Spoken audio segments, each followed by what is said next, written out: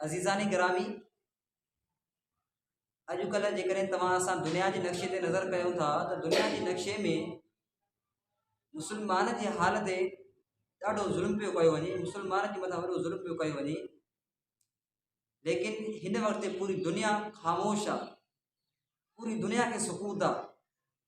जेकॾहिं यहूदन ऐं ईसा ने नसारनि जो कोई हिकिड़ो बि इंसानु मरे पियो त उन जे लाइ पूरी दुनिया उथे पई, पूरी दुनिया आवाज़ लॻाए पई। पर जेकॾहिं अॼु असांजो मज़लूम मुस्लमान फ़लस्तीन जे अंदरि जेकॾहिं शहीद थिए थो त कोई आवाज़ उठाइण जे लाइ न आहे। अॼुकल्ह जे दौर जे हवाले सां जॾहिं असां तव्हां इहो मंज़र ॾिठोसीं फ़लस्तीन जो, त असां तव्हांखे हिकिड़ी मूंखे ख़ासि करे हदीस यादि अची वई। अल्लाह जे रसूल साईं फरमायो त अनक़रीब मुंहिंजी उम्मत जे अंदरि हिकिड़ो अहिड़ो दौरु अचण वारो आहे जो काफ़र क़ौमूं पाण में मिली सिली करे, यहूदी ईसाई नसारा पाण में मिली करे उहे मुस्लमान जे मथां हमलावर थींदा।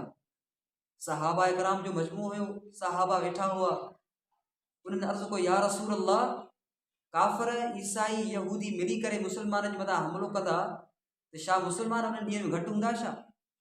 साईं फरमायो बल अंतुम यौमइदिन कसीर, तव्हां त सभु घणा हूंदो, लेकिन तव्हांजी मिसाल ईंदी आहे त जीअं समुंड जी जग हुजे, समुंड जी गज या जग चइजे त तव्हांजी मिसाल इन वांगुरु हूंदो जीअं समुंड जी जग या गज घणी हूंदी आहे लेकिन कमज़ोर हूंदी आहे, कंहिं कम जी न हूंदी आहे। मुस्लमान त घणा हूंदा लेकिन मुस्लमान जे अंदरि उहा ताक़त ऐं क़ुवत न हूंदी, जंहिंजे करे अल्लाह साईं काफ़िरनि जी दिलि मां मुस्लमाननि वारो उहो रोब कढी छॾींदो, जेको रोब सहाबा किराम जे दौर में हूंदो हो। जॾहिं काफ़र सहाबा किराम खे ॾिसंदा हुआ, सिर्फ़ु ऐं सिर्फ़ु ॾंदड़ हणंदे ॾिसंदा हुआ सहाबा खे, त उहे डिॼी वेंदा हुआ त हे पंहिंजा ॾंद तिखा करंदा, असां सां ॾंदनि सां विढ़ंदा। एॾो वॾो अल्लाह साईं उन्हनि जी काफ़िर जी दिलि में रोब ॾियारे छॾियो हो। पर अॼुकल्ह काफ़िर जी दिलि में रोब छाजे करे न आहे? अल्लाह साईं मुस्लमान जो रोब काफ़िर जी दिलि मां छो कढी छॾियो आहे? वजह छा आहे? छो था असांजा 11 हज़ार बचड़ा नियाणियूं ऐं मासूम ॿार जेको आहे शहीद पिया थियनि फ़लस्तीन में, छो हिन वक़्त ताईं 40,000 घर शहीद थी चुका आहिनि? वजह छा आहे? वजह इहो आहे त हुज़ूर अलैहिस्सलातु वस्सलाम जन फरमायो त अल्लाह साईं मुस्लमान जी दिलि मां काफ़िरनि जो रोब कढी छॾींदो। फरमाई साईं छा वजह आहे, छाजे करे रोब कढी छॾींदो? फरमाए त उनजी दिलनि जे अंदरि अल्लाह पाक वहन विझी छॾींदो। पोइ सहाबा इकराम अर्ज़ु कयो या रसूल अल्लाह वहन छा आहे? फरमाए त हुब्बुद दुनिया व कराहियतुल मौत, दुनिया जी मुहबत ऐं मौत खे नापसंद सम्झंदा।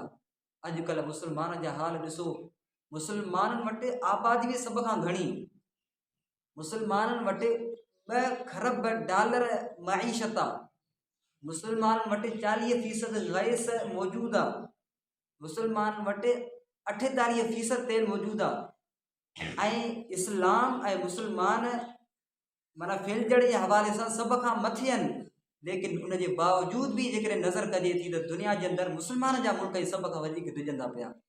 उन्हनि जे अंदरि हिकिड़ो ख़ौफ़ बीठल आहे त जेकॾहिं असां वेंदासीं जंग में त असांखे अलाए मारे न छॾींदा, असांजा पोयां बचा ॿार छा थींदा?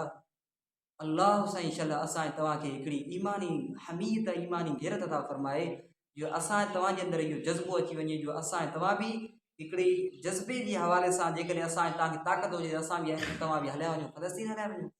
जेकॾहिं असां इहो नथो थी सघे, कम अज़ कम तव्हां सां हुनजे लाइ दुआऊं त घुरऊं। अॼुकल्ह जा हुक्मरान तव्हां ॾिसो, असांजे मुल्क पाकिस्तान जे अंदरि बि इहा शइ जेकॾहिं को फेसबुक ते को पोस्ट थो हलाए फ़लस्तीन जे मुनासिबत सां, त उनजी फेसबुक जी रीच घटि थी कई वञे। वजह शायदि भाई इहो फ़लस्तीन जी पोस्ट छो थो हलाए? अल्लाह साईं इंशाअल्लाह असांजे हुक्मराननि खे ऐं असांजे अवाम खे इंशाअल्लाह कुझु बेदार करण जी तौफ़ीक़ अता फरमाए।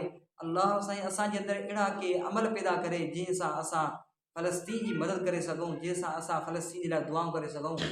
तव्हां सभी मुस्लमान जी गुज़ारिश आहे त सभु मुस्लमान गॾिजी करे फ़लस्तीन लाइ दुआ घुरो ऐं अल्लाह तबारक व तआला खां दुआ करो, या अल्लाह जेके गुनाह थी आहिनि असांजा माफ़ फरमा, छॾियो दुनिया जी मुहबत खे, छॾियो मौत जी कराहियत खे, अल्लाह सां मुहबत कयो।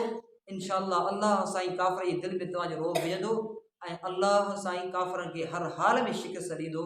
लेकिन जेकॾहिं तव्हां असांजे दिलि जे अंदरि मुहबत दुनिया जी समायल त कुझु बि कोन थींदो। जेकॾहिं मौत खे असां पसंदि न कंदासीं, दुनिया वणंदी असांखे त कुझु बि कोन थी सघंदो। इन जे करे अल्लाह तबारक व तआला जो आहे मां जेके लफ़्ज़ चया अल्लाह ताला मक़बूल मंज़ूर फरमाए। वमा अलैना इल्ला बलागुल मुबीन।